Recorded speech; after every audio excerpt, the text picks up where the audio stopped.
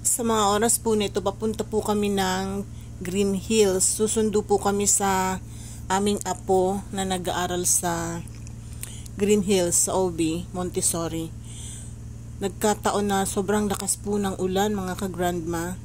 Tingnan nyo naman, oh. Halos hindi na makita yung kalsada sa sobrang lakas ng ulan. And may part po na talagang baha na yung kalsada. Kumukulog at kidlat pa po. Grabe yan, ito pala pagka yung naabutan ka ng malakas na ulan sa kalsada. Napakadelikado kasi baka pumabalahaw yung inyong sasakyan sa kalsada. Mahirap pong makausad. Kaya ingat po tayo kapag po ganitong malakas ang ulan na nasa kalsada tayo.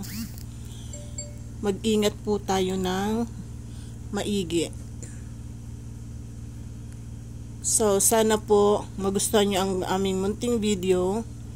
And, yun lamang po mga ka-grandma.